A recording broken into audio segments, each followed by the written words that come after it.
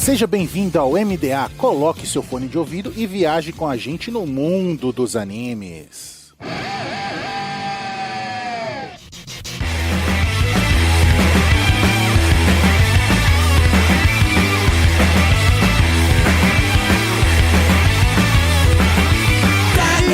Estamos no ar com o MDA, seja em um navio pirata ou em uma nuvem voadora, viajem com a gente no mundo dos animes. E nesta semana, vamos viajar no mundo de Noragami.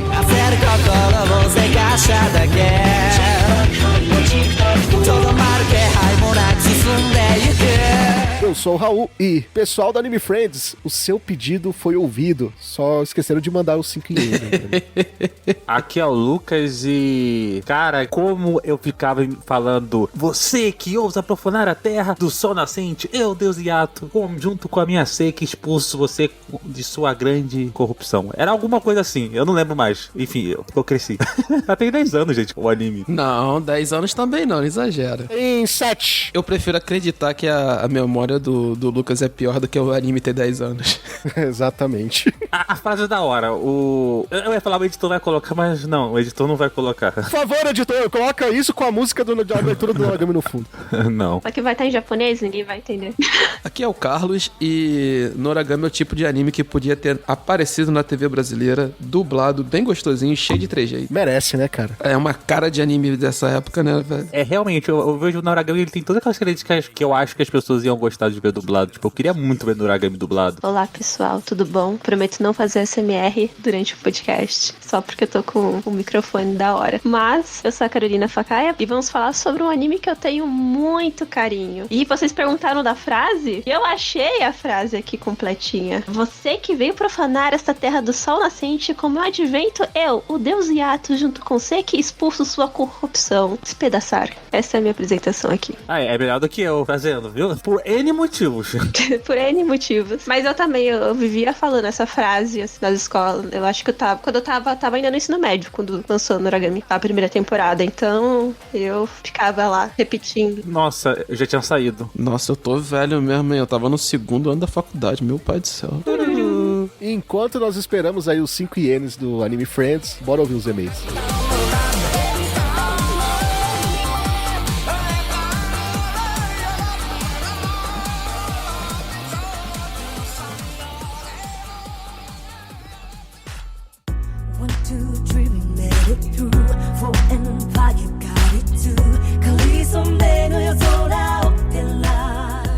E mais uma semana de e-mails e recadinhos do MDA. Sempre agradecendo os nossos parceiros do Catum Grindcast, Sakuga Brasil, OPEX, Papo Nerd com Elas e o canal do YouTube Guizão Voador. E claro, agradecendo sempre o apoio da Anime Hunter na Galeria Sogo, 3º andar, ou no site www.animehunter.com.br. Lembrando sempre que vocês podem usar o cupom NSV Mundo Geek e ganhar 10% de desconto nas suas compras em mangás. Nós também temos o apoio da Crunchyroll, o maior streaming de animes do Brasil, e da Rádio J-Hero, onde estamos todo domingo às 4 da tarde. Para os e-mails eu não estou sozinho, eu tô com ele aí, ó, Valente. Fala, rapaziada. Valente, eu tenho aqui um recadinho do episódio anterior e também tem um e-mail. Vou ler o recadinho aqui e vou deixar o e-mail pra você, beleza? Show. Vamos lá, então. A Mari, lá do Mangás Brasil, ela mandou um recado aqui, ó, pra gente, agradecendo, né, que ela participou do último episódio de colecionismo de mangá no Brasil, olha aí. Ela falou: adorei participar, o papo foi muito divertido e eu adoro sempre conversar com vocês e falar das minhas expectativas nesse mundo otaku. Espero que todos tenham curtido e que venham mais oportunidades de gravar com o MDA, com certeza vai aparecer. Muito obrigado, Mari, por aparecer aqui, tomar um café com bolacha. E tem e-mail também, né, Valente? O e-mail vem do Paulo César, 24 anos, de São Paulo, capital. Olá, pessoal do MDA, conheci o podcast de vocês pela publicação da Mangás Brasil, olha lá. E precisa dizer o quanto eu gostei, que equipe maravilhosa. Acabei ouvindo todos os episódios e gostaria de saber quando teremos um sobre Jojo. Adorei o papo, mega realista sobre o mercado de mangás. E como vocês vocês entendem do mundo de Digimon. Este episódio foi pura nostalgia. Para não me estender demais, quero deixar um abraço a todos e continuem o ótimo trabalho. Muito obrigado, Paulo César. Olha aí, que beleza. Bom, sobre Jojo, só posso dizer em breve. E eu acho que inclusive já tem coisa de Jojo pronta aí. Eu não sei se tá gravado, se tá editado, se só tem roteiro. Mas tem coisa de Jojo vindo aí. E a gente fica feliz que você viu lá na Mangás Brasil, gostou e acabou escutando os outros episódios, pelo que a gente percebeu aqui. Muito obrigado, continue com a gente. Indica pro amiguinho. Exatamente, dica pra 3 amiguinhos aí. Vamos fazer aquele esquema pirâmide gostoso, né, Valente? É, tem que ser assim, né? Valente, você já tá aí com seus 5 ienes na mão? Bora. Já vamos aproveitar, jogá-los pro alto e fazer o nosso pedido, porque o cast de Noragami tá chegando. Eita, nós. Noragami? Noragami. Bravo, bravo demais.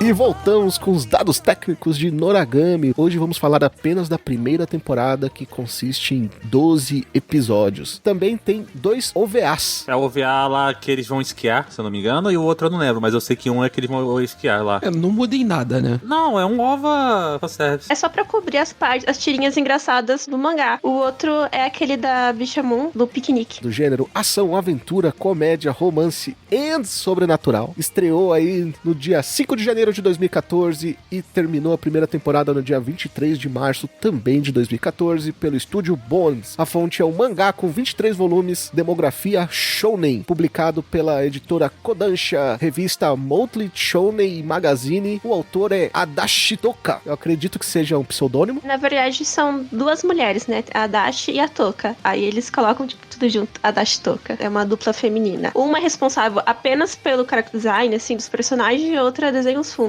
É tipo a Shirogi Muto, né? Isso. Então vamos lá, vamos passar a sinopse de Noragami. Yato é o deus menor, cujo sonho é ter um santuário e muitos seguidores para adorá-lo. Entretanto, ele é um deus quase desconhecido, e sua única parceira que o ajudava a realizar os desejos dos humanos decide deixá-lo, e passa a ajudar outro deus. Enquanto ele tentava realizar um desejo sozinho, Ikihiyori, uma estudante comum, salva de ser atropelado, mas, ao sofrer um acidente no lugar dele, isso faz com que a garota passe a ter um certo problema, e fica preso a Yato, até que seu problema seja resolvido. Junto com Hiyori e seu novo parceiro, o deus Yato tentará ganhar fama para ser um deus reconhecido. Na verdade, o Yato, então, ele é o gato do pica-pau, né? Aquele do iate, mulheres, uma mansão, mulheres. O Yato é praticamente o gato do pica-pau, só que pedindo um tempo. E mulheres, e seguidoras, né? Pra fazer massagem nele. E dinheiro. É, e dinheiro. Mano, o Yato, ele é um trambiqueiro. Ele deveria ser o deus do trambique. Ele deveria ser isso, tá ligado? Cara, será que ele é tão trambiqueiro assim? Porque se você pensar, a Kofuku, ela pede tipo 10 mil ienes pra fazer o trabalho. Ele pede 5, tá ligado? Mas aí é oferta e demanda, né, irmão? Capitalismo, irmão. E ó que ela é a deusa da pobreza, hein? Como tu acha que as pessoas ficam pobres, tá ligado? Tu tem que pagar muito pra querer virar pobre, tá vendo? Exatamente. Vocês falam do Yato ser um deus desconhecido. É legal que a história, tipo, com o tempo, né, durante a primeira temporada, vai contando que, na verdade, ele era um deus do caos, super famoso, tá? Que ele fala assim, não quero mais ser o deus do caos. Quero ser um deus da hora, quero ser o deus de firmeza. E aí ele fica desconhecido, porque, como na vida real, quem faz o bem não fica conhecido, mas faz merda. Todo mundo vai lembrar de você. É que você acaba pesando um pouco na consciência, né? Você falando, poxa, que o pessoal vem aqui pra, tipo, reza pra, por favor, senhor, arranque a cabeça do meu inimigo. Poxa, você podia matar ele. Aí a pessoa fala, poxa, as pessoas podiam rezar pra mim pra ter fortuna, pra ter sorte, mas não, elas rezam pra mim pra eu cortar a barriga de alguém, esfaquear e que ela morra. Eu acho que isso dá um certo peso na consciência, né? Ah, sim, mas tipo assim, ele é um deus, né? Porque a história meio que conta, né? E pelo menos assim, que deu a entender, deus são mantidos de acordo com a fama deles, né? Então, assim, se um deus deixa de ser reconhecido, ele pode morrer, né? Ele fica meio que mortal, né? E assim, eu não lembro tão bem, mas acho que o surgimento desses deuses também vai mais ou menos nessa vibe, tá ligado? Tipo assim, se ele foi meio que nasceu de um sentimento assim, teoricamente ele não deveria ter sentimento de culpa, né? Teoricamente sim. Aí você começa a ter aquelas posições do porquê ele é desse jeito. Mas de fato o que acontece é que que pra um Deus existir, você tem que ter seguidores. Então, você tem que ter pelo menos uma pessoa rezando por você para que ele exista, né? E talvez seja, tipo assim, agora analisando um pouco sobre esse comportamento, é que esse tipo de Deus da guerra, ele é muito famoso e começa a ter muitos seguidores em tempos de guerra, né? Então, quando você não tá num tempo em que você não precisa dele, você acaba, se você fosse um Deus, por exemplo, eu teria um certo ressentimento de que uma hora as pessoas vão acabar esquecendo de mim. Tanto que em tempos de guerra surgiram vários deuses por conta disso, né? E então, quando acaba esse tempo e o Japão tá, vamos dizer, em harmonia, não tá guerreando com ninguém, então o que as pessoas pedem mais? As pessoas pedem agora mais dinheiro, pedem pra passar na faculdade, tanto que um dos deuses dessa temporada, da primeira temporada, muito famoso, é o dos universitários. Então, eu acho que também tem esse receio de você ser esquecido por conta das circunstâncias. E aqui no Brasil também nasceu o deus do forró universitário. O que faz sentido. Mas tem essa perspectiva, né, cara, principal, que o tempo modifica a sua percepção com os deuses, né? E eu acho isso muito interessante, porque o pano de fundo da história de Noragami é muito legal de ser usado com os deuses, né, velho? Porque é uma coisa que ele cultua a própria cultura japonesa de uma forma boa, né? Tem coisas que o Japão traz pra gente que são meio duvidosas, assim, principalmente na visão dos animes, mas o Noragami, ele traz um conceito mais divertido de apresentar a cultura, os mitos japoneses, assim, de uma forma bem descontraída, como a partir da visão do Yato, né, velho? E faz sentido, né? Faz sentido principalmente isso que a Carol acabou de comentar, que é apresentado na história, que um dos grandes motivos do Yato querer mudar é a mudança de tempo, né, velho? A mudança de tempo pra não ser esquecido. O anime, ele faz um bom paralelo, né, com aquela série de livro do Neil Gaiman, né, o American Gods, que é que sejam deuses antigos ou deuses mais novos, o que mantém eles vivos é a fé. É a fé naquele deus. Você vê que os deuses mais fortes são os deuses que mantêm a fé das pessoas. A gente tem o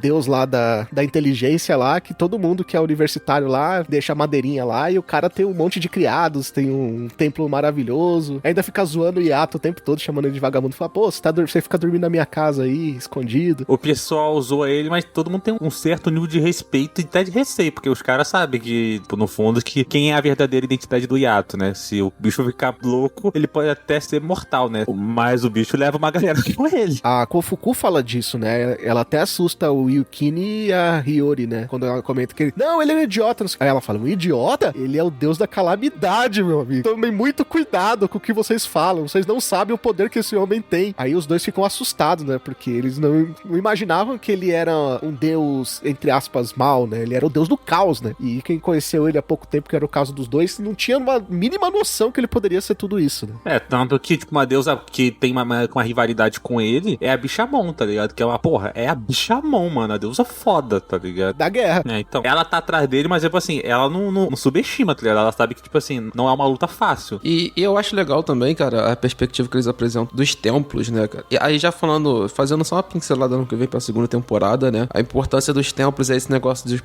das pessoas fazerem a adoração, né? Tem muito ligação com os templos. E é muito divertido, cara, é como eles brincam com isso, principalmente com essa coisa que o Lucas acabou de comentar do Yato ficar dormindo no templo dos outros, tá ligado? É muito bom, cara. O Yato vive de trambique, velho, depois que ele deixou de ser o caos, né, velho? Na verdade, o trambique é o caos, né? Então faz sentido ele ser trambiqueiro. Ele deixou de ser o caos pra causar o caos na casa dos outros, né, irmão? O que faz bem, né? É melhor você fazer o caos na casa dos outros que na tua própria casa, né? É como a Carol falou, né? Em época de paz não sobra muita coisa. E aí sobrou pra ele missões que ninguém quer fazer também, né? Limpar o banheiro. O cara vai lá, tipo, arrumar a torneira. Nossa, eu adoro essa cena. Eu adoro a cena, porque por mais que ele esteja fazendo uns trabalhos muito aleatórios, ele ainda consegue fazer super bem feito. Eu amo a cena que ele tá lá com a escovinha tirando a manchazinha do banheiro. E ainda ganha uma cerveja no final. E ele sai super feliz por ganhar uma lata de cerveja, né? E uma moedinha, né? Uma moedinha lá que ele põe naquela garrafinha lá. Ele fica super feliz. Ele guarda o dinheiro numa garrafa de saquito. Cara, não, eu fico lembrando que quando ele ganhou o templo dele, né? Que é é uma casa, é tipo uma casinha de cuco, tá ligado? Que a Yori dá pra ele super chora, que é a casinha de cuco. Isso já é na segunda temporada. Mas é divertido, só fazendo essa pincelada pra segunda temporada, porque é divertido, porque eu não lembro se é uma casa de cuco ou se é um mini templozinho, aqueles que você coloca assim na casa. É um mini templozinho. Eu tô zoando que é cuco porque... Parece. Sim. Mas é divertido a reação, é divertido. Essa cena do final da segunda temporada é bem divertida, porque acontece mais coisas, mas é engraçado. Não, pra ter uma noção, a primeira temporada ele vai pegar o ritual de purificação do Yukine, né? E aí ele pincela um pouco sobre a Bishamun, assim, mas é na segunda temporada que você vai descobrir os motivos pelo qual ele não se dão bem e vai terminar com o arco daquele deus da riqueza, deus, que é que ele vai pro submundo e aí tem a cena, assim, Parece que é muita coisa na primeira temporada, mas a primeira temporada basicamente é o ritual do Yukine, que você começa... Não sei vocês, mas você começa não indo muito com a cara do Yukine. Ele é um moleque mimado, chato pra cacete, tá ligado? Não tem como gostar do Yukine no começo. Eu nem acho que ele é um moleque mimado chato, mano. Ele é um moleque de 13 anos que morreu, velho. Então, tipo, eu ficaria puto também, velho. Ele piora quando ele vai pra escola e vê que as crianças da idade dele não dão moral pra vida que tem. E só ele, né, na solidão dele, consegue entender que ele não pode mais ver a família, ele não tem mais amigos, ele se vê sozinho naquele lugar, tendo que trabalhar como uma espada pra um cara que sua bicas pela mão. Não, e sem contar que um detalhe bem, assim, foi bem detalhe mesmo, mas é muito importante você reparar que quando um deus, ele pega um Shinki, ele sabe o passado dele, bem na hora. E se você parar pra pensar que naquele momento o Yato chorou, vendo o passado do Yukine, você deve imaginar que deve ter sido uma coisa muito tensa pra que ele morreu. E é um dos motivos do Yato fazer de tudo pra não abandonar o Yukine, né? Não só porque o Yukine é forte, ele realmente sente alguma coisa, sabe? Ele percebe que ele precisa ajudar aquela alma, né? Aquele espírito. É, porque Shinks adolescentes, naquela fase de puberdade, são bem problemáticos, porque tudo que o Shinks sente, o deus ele acaba também sentindo. Então ele tá numa fase muito rebelde que nenhum deus, assim, gosta muito de trabalhar com... Até nós, né? Não gosta de trabalhar com essa faixa etária, porque eles são bem previsíveis. É, e na verdade, nem sendo, assim, rebeldes, né, cara? Eles são muito suscetíveis. Cara, tipo, o moleque tem 13 anos, né, velho? Eles são muito suscetíveis ao sentimento da sofrência que aconteceu, né? E eu acho muito, muito legal o conceito das Shinks por trás, né? Que tem que ser assim, não é nem um ser puro, né? Mas ele tem que ser um ser meio inocente, né? Pra você se transformar numa Shink. Porque tu tem 3 caminhos a princípios apresentados, né? Você morrer, normalmente, não acontece nada. Você virar um espectro ou você virar uma Shink nesse sentido, né? E só se eles meio puros, assim, conseguem fazer isso. Eu acho muito bacana as estruturas que eles conseguem construir com essa parte de espírito, a construção com os tempos, como a gente comentou já. Essa roupagem que eles dão com a mitologia e como é que eles vão conseguir, como ele vai conseguindo desenvolver o Shink é uma ideia muito bacana. A tatuagenzinha é massa, né, velho? Fizeram um efeitozinho massa pra caramba no anime. E outra coisa, a gente tem que lembrar que sempre o nome Yuki, ele vem de uma referência de alguma coisa ligada à neve, né? A gente tem a Yukina, por exemplo, do Yu Hakusho. E aí o que acontece? Ele aparece como uma bolinha de neve, né? Quando ele aparece a primeira vez, quando o Yato encontra ele. E aí o Yato que nomeia ele, né? Ele é um ser sem nome até ali, né? Aí o Yato vai lá e chama ele de Yukine.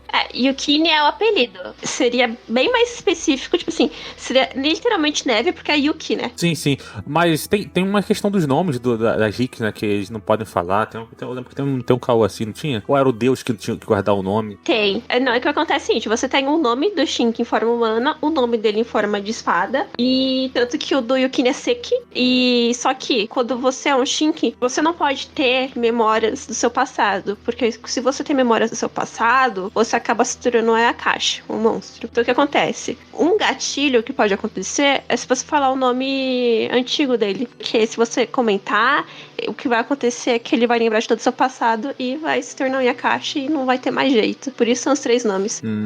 E aquele negócio que a própria primeira temporada explica, né? Que com as suas memórias vem também as suas tristezas, né? Vem os seus arrependimentos que tornam o monstro mais forte. Ele se alimenta disso. Ambos os dois lados, né? Tanto os Ayakashis quanto os deuses, eles se alimentam de desejos, né? Só que são desejos dados, nesse caso, pros deuses, enquanto o ato dos Ayakashis é de rancor, né, velho? é de sofrimento. Então tem essa dualidade. Eles são personagens que, pra existirem, eles caminham em linhas paralelas, né? E é bacana como os Yakashis, como os monstros são usados pra mostrar várias coisas que realmente acontecem com as pessoas e que são realidade, principalmente no Japão, né? Você tem o bullying, que é um problema muito grande, aí você tem depressão, você tem a solidão, aí você tem o rapaz que ia pular do metrô, que ele ia se suicidar. A obra, aos poucos, ele vai colocando essas coisas, né? Que realmente acontece. Falar, isso aqui é quando você tá suscetível ao monstro, ao ponto que você já não responde mais por si, né? Você começa a escutar aquela vozinha, né, no seu ouvido que vai te levando a fazer uma coisa ruim pra você e pros outros, né? Sim, sim. Não, e você também me lembrou, assim, a gente tava falando das Shinx, eu lembrei também que tem a ver a Nora, né? Ela é uma regalia que passou na mão de todo mundo, né? Ela aceita serviço de todo mundo colocou o seu nome lá, ela acaba virando um estilo de Shink que ninguém quer. O Tenjin, ele comenta sobre isso, né? Ele fala, mas qual o problema da Nora? Por que o Yato não aceita ela? Aí ele comenta, então, na verdade, a Nora é uma Shink que ela aceita serviço de todo mundo, e ela fica pedindo pra todo mundo pra ser arma, né? Então ela acaba sendo abominada por todo mundo. Ela não é fiel a ninguém. O problema principal da Nora é que ela não tem fidelidade nenhuma com os deuses, né? Ela acaba sendo uma pessoa um tanto infiel, e isso se torna, tipo, um tabu. Tipo, como você pode... Porque, teoricamente, você tinha que ser fiel a um deus só. E só que, ironicamente, por trás, muitos deuses usa a Nora. Só que ninguém vai assumir ela como uma Shinka oficial, né? Eu acho que esse é um problema também, né? Porque se você parar pra pensar, que se tem um monte de nome, é porque outros deuses aceitaram também, né? Ela tem um monte. Quando o Tenjin, ele explica isso, a Shinka anterior do Yato começa a se sentir mal, né? Porque ele, na verdade, ela está a caminho de se tornar uma Nora, né? Porque ela saiu de um deus e foi pra outro, né? No caso. Eu lembro quando dessa Nora aí, dessa Nora, não. Caralho, que é o nome dela, mano. Que ela... Nora é muito, tipo, parente, assim. Eu lembro da minha Nora.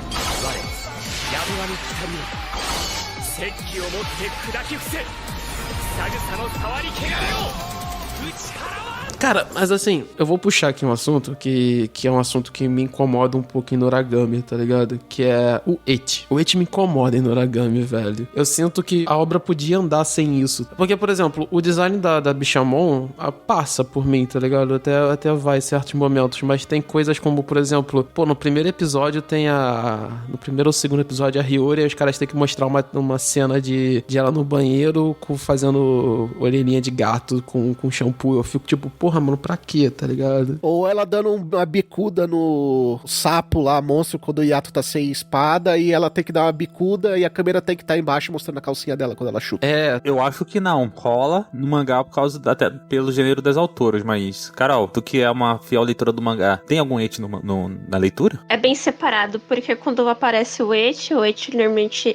É que assim, no anime, eles pegaram não só a série regular, mas também pegaram o spin-off, que não foi publicado no Brasil, mas foi publicado nos Estados Unidos, que é o Short Stories. E esse, ele é muito comédia. É basicamente só comédia. Tanto que os OVAs também são inspirados nisso. Nesse spin-off, tem muito eti mesmo. Então, quase todos os momentos que tem eti na parte do anime é por causa desse spin-off. A série regular, na verdade, o mangá, ele não é tão engraçado assim. Ele não tem uma pegada tão cômica assim. Ele já é uma coisa um pouco... Não digo séria, porque ele tem suas partes cômicas, melancólica, assim, né? Mas ele é mais melancólico, assim. Mas as partes de eti realmente foi mais a outra série. Tanto que, um clássico que aconteceu foi, eu acho que o episódio 4, que eles estão caindo eternamente de um prédio. Aquilo não acontece na série regular, isso acontece no spin-off. Tanto que o Yukini vê a calcinha dela, tudo assim. Só nessa parte do Yukini, o eti se faz necessário, né? Porque o Yukini, ele precisa ter desejo pela Hiyori pra ele começar a ter pecados. Tanto que durante a primeira temporada todinha, o Yato sofre, né? E ele sabe que o Yukini tá olhando pra Hiyori, né? Eu nem acho eti essa questão. Isso é uma questão de narrativa, tá ligado? Um moleque de 13 anos sentia tesão, no caso, por uma mina de 15, 16, assim, que é a Hiyori. É normal, tá ligado? Tipo, isso é tranquilo de se passar, tá ligado? Não tem problema nenhum. O problema pra mim são essas cenas que a gente acabou de comentar aqui, pelo que a Carol acabou de falar, é do spin-off. Que, tipo, mano, é gratuito, tá ligado? Essa cena, então, que eu falei, as cenas do banheiro, com a Hiyori são estupidamente gratuitas, entende? Aí esse tipo de cena é o que me pega. Teve até uma cena que chega a me incomodar, eu acho que antes do ritual de purificação, né? Que ela fica tomando banho de torneira, assim, toda beladona. Isso. 90% dos cenas de banho em anime, assim, geralmente são só pra, olha só, tá ligado? Olha esse Eit aqui. Eu sou um cara que eu não me incomodo muito com a existência do Eit, contanto que eu esteja assistindo anime sabendo do que vai ter, tá ligado? Eu até brinco uma vez com o Raul, que eu falei assim, cara, Shokugeki no Soma, eu fui sabendo que ia ter Eit, tá ligado? Mas, pô, eu sabia qual era o contexto que ia ter Eit. E eu sempre trago de volta essa cena, porque tava a cena que a Irina tava falando sobre o pai da Irina, e que ele tava tomando colégio e tudo mais. A cena super séria, tensa, e aí tá a Irina meio que molhada, não sei se era suor, se era água, ela tá com a blusa branca, e aí tá aparecendo o sutiã dela, tá ligado? Eu falei assim, mano, a cena super séria e os caras fazendo um eitzão ali, tá ligado? Eu falei assim, caramba, mano, pra quê, tá ligado? Tipo, eu sei que você tem Eit, mas, porra, mano, vamos saber pelo menos o timing? E você vê em Noragami a questão do público-alvo, é quando você vê que tem essas cenas de torneira aí com a Hiyori, só que quando o Yato vai se purificar, ele não tira nem a jaqueta. É bem isso. Aí tem um motivo, né? Porque tinha que purificar a jaqueta também. Coitado, ele só tem aquela jaqueta, né? Só tem aquela jaqueta. Oh, não. Ele tem aquela do Lapland que eles roubam no segundo episódio. É muito engraçado. Ele realmente acredita que o bichinho lá existe. É muito bom aquilo, cara. Chega a ser um pouco triste. É engraçado falar, porque pelo que a Carol comentou, eu nunca parei pra ler o mangá, eu tenho uma vontade de parar pra ler. O mangá é bem linear, assim, na ideia dele, né, de o feeling. E esse tom cômico em Noragami, ele é legal. Eu acho que ele passa do ponto quando ele vai pro Eit tentando ser cômico, tá ligado? Que de vez em quando eu não compro. Mas ele é legal, tipo, ele é um anime muito leve, velho. Você vê ele com uma leveza, com as coisas acontecendo, e no momento que as coisas vão realmente ficar complicadas, ele segue essa construção, ele não trava, velho. O ato de purificação do Yukine é pesado, tá ligado? Pô, o moleque tá virando um demonão ali, Devilman. Então as construções são assim. Por mais que não ache que seja o que ele tenha feito seja algo incrível, mas na perspectiva do que tem que ser apresentado ali como um espírito, o espírito tem que ser puro, né, velho? Eu acho legal a ideia da purificação, ele ter que fazer uma confissão, né, velho? É uma ideia muito... É quase católica nesse sentido também, né? É bem coisa de religião.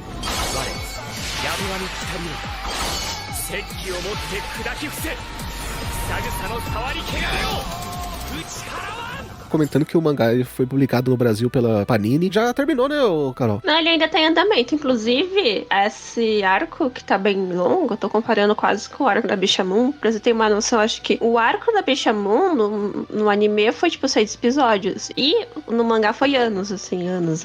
Mas ele ainda tá em andamento. Tá meio que uma reta final, assim, porque não vou dar spoilers assim, mas muitos segredos já foram revelados, que da primeira temporada você fica em dúvida. Mas ele ainda tá em andamento. Eu acho que vai demorar. Eu acho que tem 10 anos de publicação, ele fez esse mês, inclusive. Mas eu lembro também que, na época que teve, sei lá, 2015, 2016, não lembro quando saiu a segunda temporada, ele ficou em hiato por bastante tempo, né? Ela ficou por motivo de doença, ela alegou, uma das autoras, não se sabe quem, mas falam muito que talvez ela tinha tirado licença maternidade e é com uma gravidez provavelmente mais complicada, porque ela ficou exatamente 9 meses em hiato. Acho que foi logo após, ou um ano depois da segunda temporada, assim. Eu lembro que eu assisti a segunda temporada, aí eu falei assim, vou pro mangá. Aí eu vi que alguém comentando que tava em hiato, eu falei assim, eu caí no meu próprio bait, né, que tem acontecido muito recentemente, que eu falo assim, vou deixar voltar, vou deixar juntar. E aí quando eu vejo que tem muita coisa pra ler, eu falo assim, que preguiça.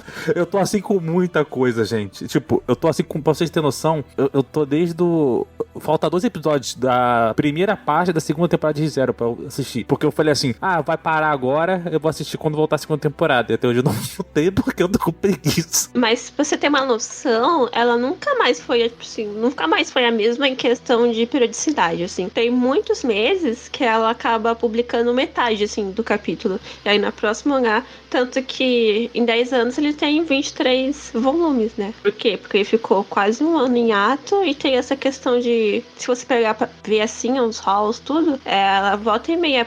Capítulo 1, parte 1, ela faz só metade, depois parte 2. E às vezes ela fica um mês em ato. Não é nenhum Tokashi da vida, mas ela faz bastante pausas até, assim. Principalmente se você parar pra pensar que revista ela publica, né? Que é a mesma que publicou Fairy Tail, né? Se eu não me engano. Não. É qual? Ela? Essa é a mensal da Kodansha. É a Monthly Shonen Magazine. Ela publica quais esse daí da Monza? Agora eu não fiquei em dúvida. É que a Fairy Tail sai na semanal, né? Na semanal. Kakushigoto saiu. Kamen Rider Spirit saiu por lá também. Ah, ele também foi Shigatsu aqui no... Capeta saiu por lá. Capeta saiu por lá, Beck saiu por lá. Atualmente o Barron e Yokusu saem por lá. Nana saiu por lá. Não, é porque o que eu queria dizer é que não é uma revista, por exemplo, que os editores aceitam tantos hiatos, assim. Que a gente sabe que tem revistas que são mais severas e outras revistas que são mais de boa, né? Então, eu fico até surpresa. Ah, não, mas essa aceita. Se for a mesma de Beck, aceita, porque é a mesma de Hajime no Ippo. E a gente tem que lembrar também que quando uma obra faz muito sucesso, eles começam a ter umas facilidades que outras obras não têm, né? Sim. Isso chama-se favoritismo, Raul. Sim, exato. Não, mas tem uma coisa que também que é interessante falar, que a gente citou sobre sucesso, é que Noragami foi muito mais famoso no Ocidente, né? Por mais que seja uma obra que fala sobre shintoísmo. É porque eu acho que a narrativa, né? Tipo, eu acho que os efeitos, tudo assim que eu falei assim, eu gostei muito do Noragami dublado pela forma como ele é. E eu acho que é justamente por isso que faz sucesso no Ocidente, né? Ele tem uma história, ele tem uma forma de contar a história que casa muito com o que a gente gosta, sabe? Tipo, aquela questão do protagonista, a questão do ritual pra ter efeito pra ganhar o poder, sabe? Aquela frase que ele fala, aí ele tem todo aquele vídeo, a animação, e aí ele balança a espada, tem o brilhozinho, aí quando ele corta o monstro brilha. Pô, mano, querendo ou não, aquilo ali, como meus amigos aí do Carlos conhecem, o Juninho fica doido, velho. Quando vê frase de efeito, monstro brilhando, Power Ranger, filho. O Juninho fica doido. A gente tem que lembrar que até a Hiyori tem um golpe com frase de efeito, aquela voadora dela lá. Verdade. Não, ele é um shonen muito competente, né, velho? Assim, estruturação e tudo mais e tal. E eu acho que, tipo, o ato de eles trazerem a comédia do spin-off pra dentro, ele cria esse ritmo que o Ocidente gosta. O que é um filme da Marvel? O filme da Marvel é cheio de punchline, superpoder, comédia e uma porradaria muito louca, tá ligado? É o que Noragami entrega, sabe? É um estilo de narrativa muito ocidental. É engraçado, ele é muito oriental na estrutura de visão, né, nossa. Mas a estrutura de audiovisual, de como você entrega a história, ele é muito ocidental nesse sentido. Ele é bom porque ele acaba divulgando, assim, a cultura shintoísmo pro Ocidente, né? Que, querendo ou não, não é tão popular quanto o cristianismo. Até o próprio budismo também, né? Ele acaba sendo algo que não é tão popular. E Noragami faz um papel muito bem feito, porque ele não desmoraliza, né, os deuses. Ele faz uma boa divulgação. E outra, ele explica de uma maneira simples, né? Em 2 minutos, a obra explica pra você, olha, existem quantos deuses quanto você possa acreditar, existe Deus pra cada coisa que você acredite, e quanto mais fé você tiver nesse Deus, mais forte esse Deus vai ser. E aí o que acontece? Quando ele vai começar a apresentar esses deuses, você já tem isso em mente. Tanto o anime quanto acredito no mangá no li, ele é muito inteligente como explica as coisas, principalmente quando ele coloca a Bishamon, por exemplo, na primeira temporada. A Bishamon não tem muito o que fazer na primeira temporada. Ela só aparece pra deixar aqueles punchline pra segunda temporada, pra falar assim, olha, o Yato tem esse segredo aqui, ele matou alguém, né? Ele matou a Shinx da Bishamon e ela ficou puta, mas por que ele fez isso? Ninguém sabe. Por que ele mudou de um deus da calamidade, um deus do caos, pra um cara legal? Ninguém sabe também, mas tudo isso é jogado quando a Bishamon entra na história. Interessante que a Bishamon, ela é praticamente uma deusa que no começo, que não é bem shintoísta, que ela também é mais shintoísta, só que ela, como posso dizer, ela é uma deusa meio que emprestada de outra cultura, né? Que é a Vasaravana, né? É muito interessante isso, de, tipo, que mostra que os deuses, eles necessariamente não precisam ser todos japoneses. E vai de encontro com o que eles explicam em começo, né? Existem quantos deuses, quantos você possa acreditar. Já pensou? Ele vem pro Brasil e, tipo, o Ronaldinho Gaúcho é representado.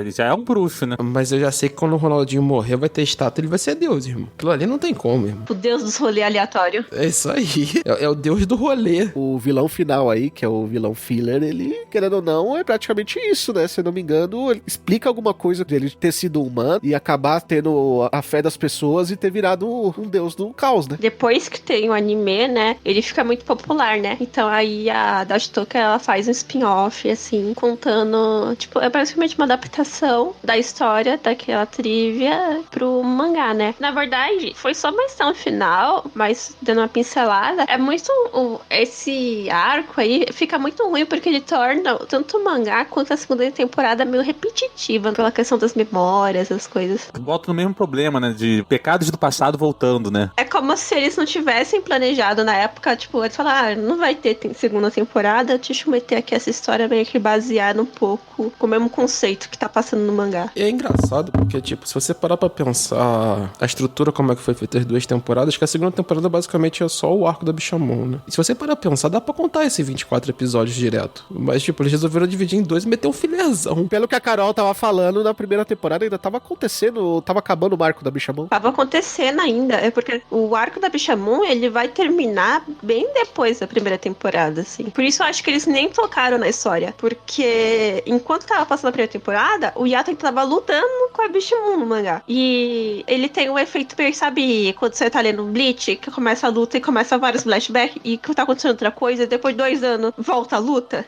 Era isso que acontecia. É, mas o bom de Bleach é que você lê isso em 1 segundo, né, velho? Enquanto demorar mais de 1 mês pra ler em Noragami é tenso, né? É, tô até comparando aqui na internet. A primeira temporada de Noragami foi no começo de 2014. A segunda temporada foi no final de 2015. Ou seja, você tem realmente um pouco mais de 1 ano entre uma temporada e outra. E aí é o que eu tinha comentado com o Raul. Eu falei assim, mano, eles quiseram lançar o anime. Como ainda não tinha um bom clímax pra eles terminar a primeira temporada, não tinha um bom lugar pra terminar. E falei assim, vamos inventar um boss aqui. E é isso. Parece realmente uma grande propaganda do que tá sendo publicado no momento, né? Porque você tem o mangá Noragami, aí você tem as histórias do spin-off, aí eles encaixam a vilã do arco atual do mangá, né? Que no caso era a Bishamon, tudo na mesma temporada, né? E sem contar que, se você parar pra pensar, na segunda temporada, o mais importante não é nem tanto a Bishamon, porque aquilo, é claro, é importante por conta de construção de personagem, é pra você entender, mas o considero mais importante é o arco do Ebisu,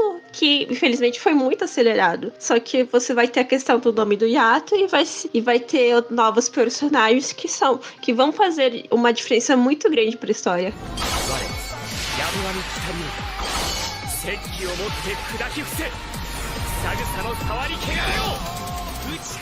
Vamos começar a falar um pouquinho sobre a Hiyori, que é os nossos olhos da história, vamos dizer assim, né? Ela é uma menina comum e acaba salvando o Yato. Coitada. Ela é tipo aqueles personagens de Sekai. Ela é o Kazuma, que morreu. Caralho, com não, mano. Mano, aquilo ali é muito... Eu não queria... Como é que é a mesma frase do Yusuke, velho? Não queria conhecer o outro mundo por querer. Piada inicial da obra, né? Porque a Hiyori, ela ganha o poder, entre aspas, de separar sua alma do corpo. Só que ela faz isso sem querer. Ela pede ajuda do Yato, né? Ela compra o Yato lá com 5 ienes, né? Os serviços do Yato pra ajudar ela. Só que o Yato não faz ideia do que fazer, então ele fica enrolando ela. Eu adoro porque aquela cena lembra muito Yu Hakusho. É uma cena de Hakusho, mas como os moleques falaram, é uma cena... Agora virou a cena do Isekai, né, velho? Porque, meu pai do céu. Essa cena até que é muito comum. A gente tem no Digimon também essa cena, né? É um clássico. Sim. Sim, parece que todo dia alguém é atropelado por um caminhão no Japão, né, velho? Mas eu acho que a Hiyori, eu acho que é muito engraçado, porque um clássico, tipo, você pagou barato pelo serviço e a pessoa não vai atender do jeito que você quer. Mas ela também pagou 5 ienes pelo serviço. E esse poder, tipo, dá mais problema pra ela do que qualquer coisa, porque ela fica muito sonolenta, parece até eu. Eu acho que a melhor característica da personalidade da Hiyori é ela ser fã de MMA, mano. Aquilo é muito bom. O que ajuda muito ela. MMA não. Ela gosta de luta livre. Ela gosta daquelas paradas tipo... É wrestling. É wrestling que ela gosta. Você olhando assim as cenas... Parece o WWE. Isso, tipo gigante do ringue, assim, WWE. Tipo, muita luta, sabe? É, exato. Não, mas tu tá ligado que no Japão WWE e wrestling é muito famoso, né, velho? Tanto que tem uns eventos pra lá, esse tipo de coisa. Tem essas noias no Japão. E é tipo um segredo. Os pais dela nem imaginam que ela é fã de luta livre. Tanto que o golpe dela é uma cópia de um lutador que ela acha maneiro, né? O estilo de homem dela, que é quando perguntam pra ela descreve claramente um lutador de luta livre. Imagina ela assistindo Schwarzenegger. Delícia. E engraçado que quando o Yato, né, conversa com o Tenjin e descobre que a única maneira de resolver o problema dela é com ela esquecendo dele e do... Ele é um grande carente, né? Ah, se você pensar que ele usa um pano de chão de babador, tá ligado? E usa a mesma jaqueta. E ele dorme na casa dos outros. Então o cara é carente mesmo. E o grande detalhe é que fica claro é que... É claro que tem uma estruturaçãozinha de romance ali, mas tem uma gratidão muito grande também do Yato, porque oficialmente mesmo, assim, a vez que ela salva ele, não é o acidente de caminhão, mas sim ela salva ela 2 vezes, né? Quando a Bishamon cerca eles e depois no ato do Yukini, né, velho? No ato da purificação. Ele tem total noção disso e é muito grato a ela, velho. Então tem toda essa construção, é claro que tem uma construção meio romântica, mas também de camaradagem entre os dois bem forte, assim, né? E a carência ajuda nesse sentido. É porque, na verdade, ele não quer se separar de ninguém, né? Se parar pra pensar. Se ele puder, ele não se separa nem da Kofuko. Se ele puder, ele continua dormindo no templo do Tenji. É tipo assim, ele é uma pessoa super carente. Mas ele não separa da Kofuko porque a Kofuko dá dinheiro pra ele, né? Não, a Kofuko é um personagem muito engraçado, meu pai do céu. É do gag lá de comédia e tudo mais e tal, mas o episódio do maluco se jogando eternamente do bagulho é muito engraçado, cara. É idiota demais aquilo, cara. E ainda mais que o cara que anda com ela ser o Yakuza bravo é muito bom, velho. E ele ser super carinhoso. Da hora o Yato virando e falando assim, ó, toma cuidado aí, porque ele gosta de criancinha. Tadinho dele. É que, tipo, de acordo com a história, ele tem cara de pedófilo. E ele gosta de criança não no sentido pedófilo, ele gosta de criança. Então, ele fica lá olhando pras crianças, o pessoal fica pensando, esse aí, ó, esse pedófilo, fica olhando pras crianças. Faz sentido, porque a deusa dele é mó loli, né, velho? Então faz sentido. O melhor é que ele não gosta do Yato, porque o Yato chega lá falando que ela é namorada dele e ainda leva o dinheiro dela. Quem nunca? Quer dizer, isso não se faz, gente. Não, ela é uma personagem maravilhosa. Deuses, eles são bem construídos. Tipo, a personalidade deles, tanto a Kofuko, tanto quanto o Tenji, assim, até mesmo a Bishamon, é interessante porque eles têm personalidades muito fortes, assim, e eu acho bacana. E faz sentido, você parar pra pensar, o Yato ser namorado dela, né? Porque ela é a deusa da pobreza, ela deixa todos os namorados dela na merda, e ele fica na merda, né? Ele é um cara que ele não tem nada. Tadinho. Mano, eu acho que ela é pior do que o Yato, mano, meu Deus do céu. É porque, tipo assim, você tá perto do Yato, não te causa tantos problemas quanto você tá perto da Kofuko. Já começa por aí. É até por isso que o agente dela tem que ser o Yakuza, tá vendo? Pra fazer merda mesmo. O Yakuza é muito bom, mano, meu pai do céu.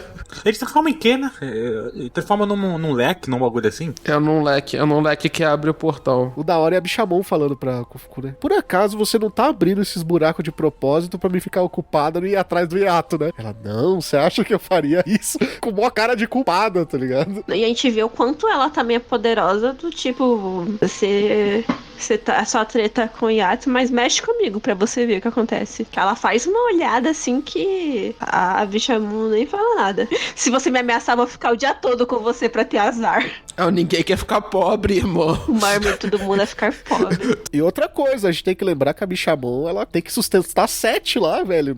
Não dá pra ficar na pobreza. Não, é muito mais. É dezenas, assim. É um clã inteiro. É que na primeira temporada só aparece os 7 que ela tá usando. Ela tem um orfanato lá, sei lá, como que eu posso chamar de chique, tá ligado? Que tipo assim, ela é quase uma flor de lis, eu tô adotada. É que na segunda eles humanizam ela, né? Na primeira só mostra ela como deusa da guerra mesmo. Você pensa, por que ele tá fugindo dessa dominatrix? Tá com um chicote assim, Jack. Eu gosto muito da cara do Yukini. Quando o Shink da Kofuko vira e fala assim, então, aquele leão também é um Shink. Tô achando que ela só tinha um leão e foda-se, tá ligado? Não, tudo é um Shink nela, né? Até o brinco dela. A roupa dela é o Shink. O Yato vira e fala depois que tudo que ela tá usando, todas as roupas dela são Shinks. Tanto que as cenas que ela tá de boa, ela tá pelada lá no lago dela, lá na fonte termal. Tadinha, porque ela gasta todo o dinheiro com Shinks, que ela não tem dinheiro pra comprar uma roupinha. É verdade, porque a única cena que ela não tá usando os Shinks, ela tá usando o mesmo uniforme que os Shinks estão usando. Que é um uniforme militarizado. Tanto que na primeira temporada ele vai aparecer a versão dela com a roupa toda, tipo, contando um pouco um flashback, com a roupa dela no passado, que é tipo toda tipo, armadura, que é um Shink, e tem essa versão biquíni mais casual, sex, street, sabe? Que é outro Shink. Mas tem mais imagem dela no passado também, que ela tá de yukata. É normal mesmo. Isso aí ela economizou um pouquinho e graças a Deus, conseguiu comprar, porque ela tava pelada.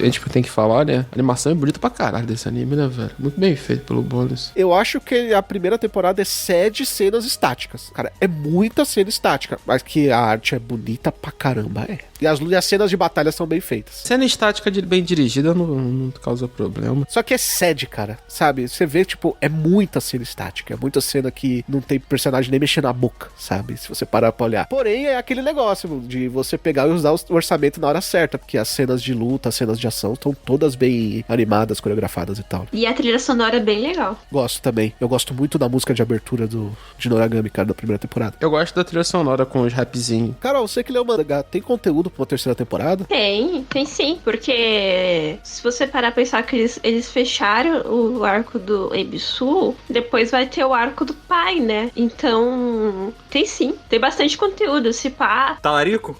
Será que é um pai desse? Porque ele vai contar, você, tipo, no mangá, a gente já sabe o passado do Yukine, que é bem chocante. Você vai saber o passado de alguns Shinx. Vai ter a presença de muitos deuses e vai ter o arco que começa o Yato querer enfrentar o pai dele, né? E essa questão dele, então acho que tem um conteúdo bem bacana, assim, pra você fazer uma terceira temporada, né? Que os fãs querem muito, os fãs do Ocidente. Então, Estúdio Bones, pelo amor de Deus, a gente pode ficar um ano sem Boku no Hero. Na verdade, eu não faço nem tanta questão de Boku no Hero. Faz umas temporadas de Noragami aí. Não é o estúdio, né, mano? Eu sei, eu tô enchendo o saco. Mas vai que cola. Poderia nem vir pelo Bones, né, velho? Deixa pelo Bones mesmo, senão é capaz de aparecer mais um anime pro mapa, tá ligado?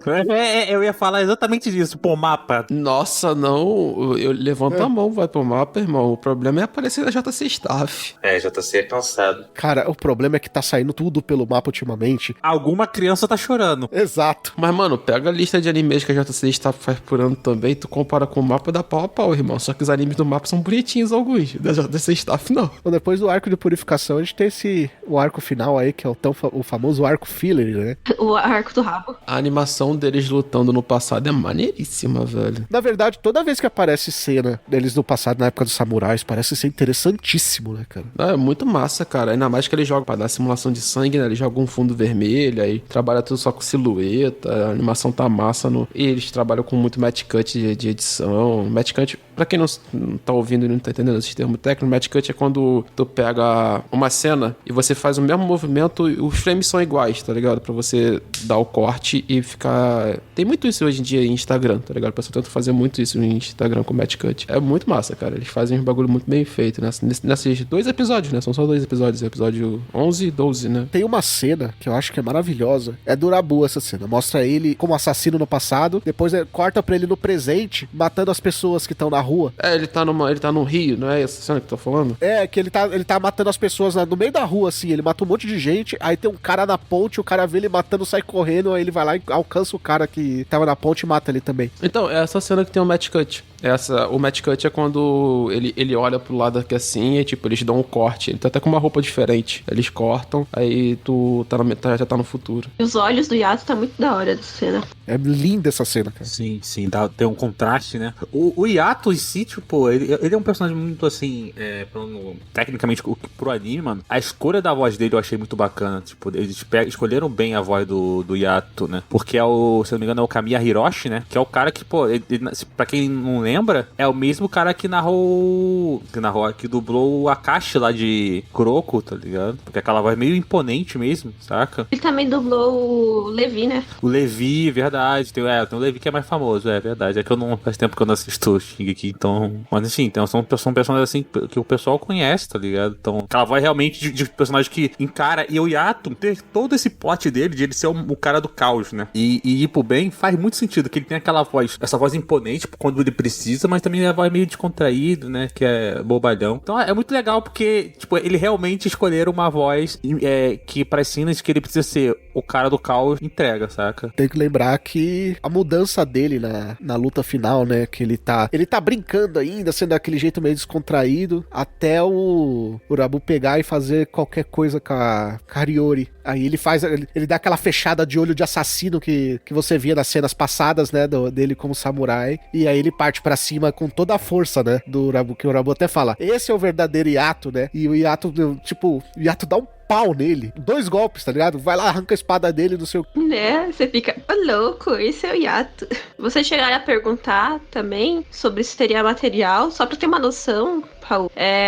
A segunda temporada vai até o volume 10. E estamos no volume 23. Dá pra ter mais 2. Ou mais, dependendo do pacing. Se tiver arco muito longo, dá pra ser cortado em 2 partes, né? A gente tem animes que vem fazendo isso ultimamente, o próprio Dr. Stone, né? Slime fez isso, o ReZero fez isso, enfim. Eu tô falando do Dr. Stone porque eles estão vivendo daquele Stone Wars lá há muito tempo. Agora voltando pro rabo, no anime... Desculpa. Não tem como falar sério se o nome do vilão é Rabo, né, velho? Tudo termina no rabo, Carol. Tudo termina com rabo. A cena da luta deles no anime, o Raul falou de questão de animação, mas assim, é bem competente, tá ligado? Eu tava até olhando aqui, vocês estavam conversando, eu tava dando uma olhada aqui no YouTube nas cenas, e cara, tipo, a cena é bem animadinha, tem uma trilha sonora que, assim, não é fantástica, tá ligado? Mas pra lore, né, pro contexto ali de Noragami, encaixa bem, entendeu? Tem OSTs que eu prefiro, tá ligado? Tipo, eu gosto de uma OST mais impactante com guitarra e tudo mais, eu acho que fica mais legal. Ou algo mais gregoriano, mais épico, mas assim, dentro da mitologia de Noragami ficou bem bacana a personagem que escolheram pra essa luta deles. E tem uma coisa que Noragami faz muito e que eu gosto muito quando animes com espadas fazem, que é dar destaque por som de ferro batendo, né, das espadas, das katanas batendo. E Noragami faz muito bem isso, tipo, tu escuta essa espada batendo e aquilo ali, tipo assim, porra, tem impacto, saca? Eu acho que uma coisa que muitos animes, né, que tem luta, pecam, né, e aí eu não falo só luta de espada, eu falo luta em geral, que pecam no impacto, né, parece que os caras, tipo, só tão trocando ali, é só frame, tá ligado? Na sonoplastia? Sabe, tipo assim, ó. Mas não só isso, viu, Lucas? Porque além do som, você tem muitas cenas que mostram o cara que tá perdendo, a Shink dele, a espada dele tá arranhada, tá com dentes, tá mostrando realmente que sofreu dano, sabe? Que a maioria dos animes parece que, tipo, as armas não ou racham, ou estouram, ou ficam perfeitas até o final. Parece que as armas não sofrem dano nenhum, sabe? Na maioria dos animes de espada. Já nessa não, você mostra realmente o dano que aquela arma tá sofrendo ali quando eles estão perdendo a batalha. E até explica que quando o Shink se recupera, quando ele volta também, ele volta recuperado. Né? Sim, e uma coisa que a Carol falou, né, que ela deu nome aos bois, né, sonoplastia, e é legal porque eu falei na questão do impacto, nessa cena que eu tava olhando aqui até da luta do rabo, tem muito som envolvido, né? A gente sempre falou, né, que tem aquele som da pisada, o diretor de som, ele tem que saber o que ele quer dar foco, né? O Carlos pode falar um pouco mais sobre isso, né? Qual som ele quer que seja evidenciado, dar destaque, né? Porque eu não quero só uma coisa natural, eu quero uma coisa que seja realmente dê impacto que a cena precisa. Então, nessa cena do rabo, os 2 sons que tem muito impacto, que tem muito destaque, são os sons deles andando na água, né? Da água, do barulho da água em si, né? Que estão lutando sobre um lago. Splash, splash. E o barulho das espadas, mano. Isso dá um impacto pra cena muito bacana, tá ligado? Então, assim, mesmo a cena sendo de um filler, visualmente e sonoramente, é muito bem feito. Cara, você pega ali como referência, você assiste aquele primeiro arco de Naruto lá, que eles estão lutando contra os Zabuza, e depois você assiste essa cena de luta de Noragami, né? Você vê que o som faz toda a diferença. Cara, o Zabuza tá andando lá pela água e foda-se, tá ligado? Não tem som nenhum. Enquanto você pega em Noragami, cada passo ele tem influência, você escuta, sabe?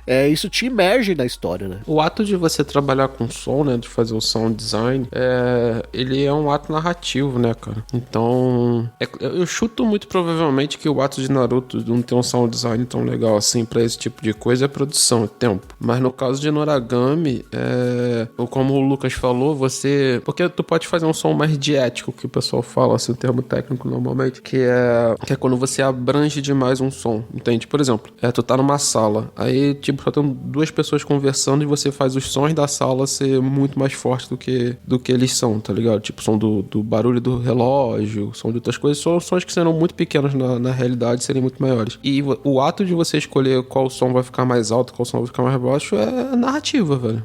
É o que vocês falaram, entendeu? É você dar impacto narrativo. O que eu posso, com o som, naquela estrutura de momento, ganhar mais força pra minha narrativa, pra minha história. E aí eles escolheram. Hein, Carlos, aquela típica cena do personagem que tá esperando ou aguardando alguma coisa, ou tá ansioso, e aí ele fica ouvindo os cliques do ponteiro do relógio, né? E aí, tipo assim, caramba, tipo, naturalmente ninguém escuta o barulho do ponteiro do relógio, né? Mas aí a cena faz você ouvir o ponteiro do relógio. E aí passa aquela sensação de realmente de expectativa, tipo, de ansiedade, né? Um exemplo em Noragami é aquela cena no começo do anime, quando começa a aparecer um monte de olho. Quando o Yato já tá sem espada, começa a aparecer um monte de olho. Aí ele olha e fala, não, são vários demônios fracos, mas são muitos, tá ligado? Aí o que acontece? Você vê que cada olho que aparece faz um barulho, tipo, pac, sabe? Vai aparecendo e eles vão fazendo barulho. E quando eles se juntam também vai fazendo um som. E tudo ali, aquele som é o central. O som, inclusive, tá na frente do próprio Yato. Então isso te emerge, né? Você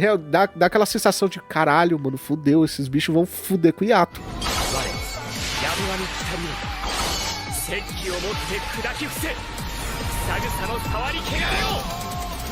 Galera, chegou aquele momento, né? Aquele momento que as pessoas mais gostam ou a gente é xingado depois dos e-mails, que é as considerações finais e a nota de 1 a 10 pra primeira temporada de Noragami. Cara, Noragami realmente é um bom shonen, né? Um battle shonen, um anime de... não sei se dá pra chamar de aventura, né? Mas de ação, comédia, o romance... É fraco um romance, né? Mas enfim, tem ali. Então, eu acho que ele tem uma experiência bem agradável. Ele é um bom entretenimento. Eu acho que a questão do anime, por os motivos todos que foram comentados, no todo, acontecem poucas coisas, sabe? Eu acho que o anime não é tão dinâmico como poderia ser. Tanto é que eles dão essa forçadinha com o filler no final, justamente porque provavelmente a produção do anime, o diretor, ele percebeu que isso seria um problema. Mas no todo foi um bom anime, entendeu? Se não tivesse sido, não teria o sucesso que fez. Eu tenho alguns problemas, como o Carlos falou, tem uns hatezinhos assim, em alguns momentos que quebram, tá ligado? Eu acho que não precisava. Mas a questão, no todo, não é algo que compromete, sei lá, não é nível Fairy Tail que eu falo assim, caramba, eu queria assistir Fairy Tail, pelo menos como entretenimento, mas não dá.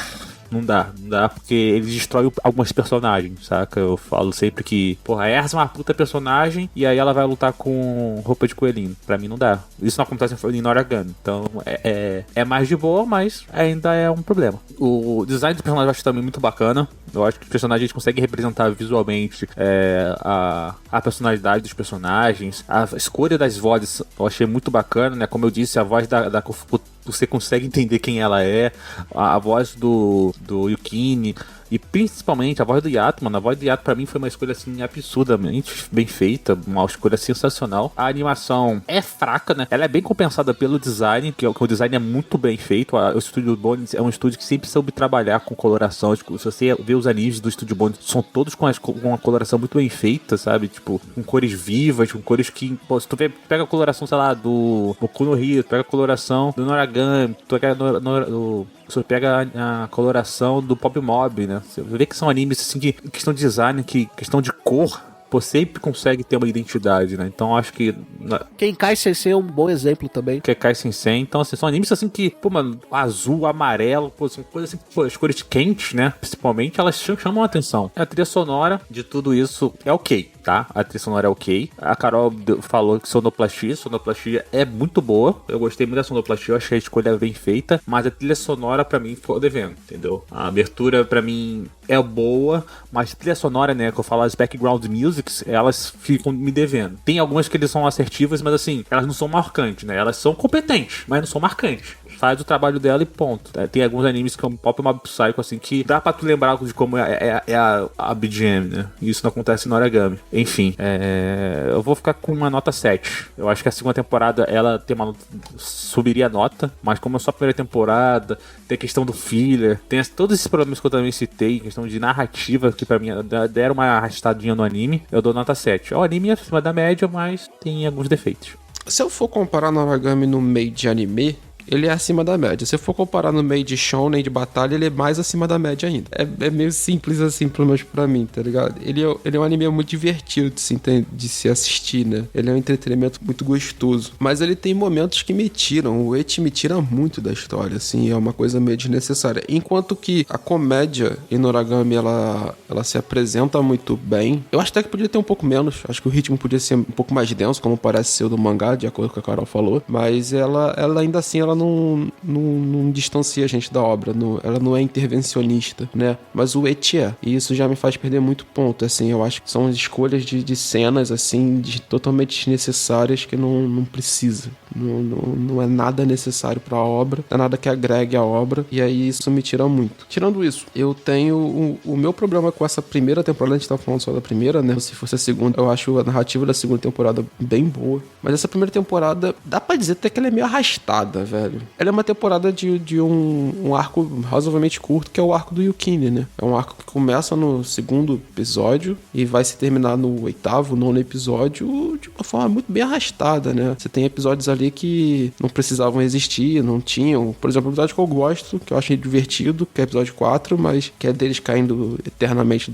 lá do prédio, mas que ele não tem motivo de existir nesse fato. Ele tem esse problema. A gente, como chegou a comentar da produção, né, que eles fizeram um filler pra ter o gancho pra depois continuar a história futuramente com o arco da Bishamon, mas eu também me pego um pouco isso porque planejamento, né, velho? Porra, se tu percebe que tá tendo finalização de um arco importante pra obra, eu não sei também como é que são as negociações e tal, mas eu acho que valeria muito mais a pena. Espera, velho. Espera e faz o bagulho bom. Fizeram um bagulho bem legal, mas a segunda temporada tem um que a mais. Eu vou dar um pouco a mais do que o Lucas anota, pra mim é 7,5. Ele é 7,5, se eu fosse comparar só com todos os shonens que saem por aí, ele seria maior, tá? Só pra deixar bem claro. Mas é 7,5 pra mim. Mas se tu for comparar com metade dos shonens de porrada que saem por aí, que não dão uma coçada no enredo que Noragami tá fazendo, aí a nota dele seria mais alta. Mas vale super a pena, cara. Ainda mais a estrutura de que é o shintoísmo, as coisas assim, é muito massa. Uma coisa que eu concordo muito com o Raul é o fato de a primeira temporada ela ser uma temporada muito promocional, né? Então isso acaba caindo em certos pontos, porque uma coisa é certa, a segunda temporada e o mangá é muito melhor, assim, questão de narrativa. Pra vocês terem uma noção, a primeira temporada ele vai cobrir do mangá regular 9 capítulos, então você pode perceber que ficou uma coisa arrastada, ainda mais se você pensar que são capítulos mensais, 40 páginas. Eu gosto muito dessa temporada, porque ela dá uma boa introdução dos personagens principais, né, que vai estar na obra. E os personagens, eles são super carismáticos. Mas questão de narrativa, ela é realmente um pouco mais arrastada, comparada com a segunda temporada. Mas como Battle Shonen, ele é um excelente shonen, assim. Ele é bem acima da média. Principalmente quando você vai pensar em quando ele foi lançado, né? Então, eu vou dar um 8, muita questão também por criatividade da história, assim, e dos personagens. Mas uma coisa certa é que ele seria a adaptação mais fraca da história comparado com a segunda temporada. A minha nota, então, vai ser a maior. Ele 10/10, perfeito. Quem não concorda, sai daqui. 10/10, perfeito. Eu vejo Noragami ainda maior com as coisas que a Carol colocou aqui, como o fato de a primeira temporada ser uma montagem do mangá original, do spin-off e um arco filler, sabe? Então é uma obra que ainda, pra mim, ficou maior, sabe? Porque você tem que fazer um roteiro juntando esses 3 elementos e tem que funcionar e tem que vender o mangá. Na questão de funcionalidade, perfeito, cara. Funciona, vende o mangá. No Japão, a Carol falou que não vai tão bem, mas no Ocidente, porra, e o Ocidente compra mangá pra caramba. Estados Unidos tá aí pra comprovar. Então, na questão funcionalidade, é muito boa. Só que a gente também não pode deixar de criticar a animação em certos momentos, a questão do ecchi que incomoda, a questão que você vê claramente que a história poderia ser feita em 8 episódios tranquilamente, sabe? Tem episódios que são arrastadíssimos. Na minha opinião, ela é muito maior do que os shonens que a gente vê por aí. Isso é muito legal. Ele explica muito bem a questão do shintoísmo, sabe? Ele não é um mangá que fica chato, arrastado e preguiçoso explicação. Ele explica de um jeito muito rápido, você entende e a história continua. Então isso é um puta ponto positivo, porque a maioria das obras que lidam com isso não conseguem fazer. Pra mim é 8,5. E com um 8,5, um 8, um 7,5 e um 7, nós ficamos aí com a média de 7,95. Olha aí, que beleza. E você? Qual é a nota que dá pra Noragami? Você gostou da primeira temporada? Comenta aqui, você quer um episódio só sobre Noragami e Aragoto, que é a segunda temporada de Noragami? Você quer que haja uma terceira temporada de Noragami? Conta pra gente. Manda aquele e-mail pra mda@nsvmundogeek.com.br. Nós ficamos por aqui. Até o próximo episódio. Tchau.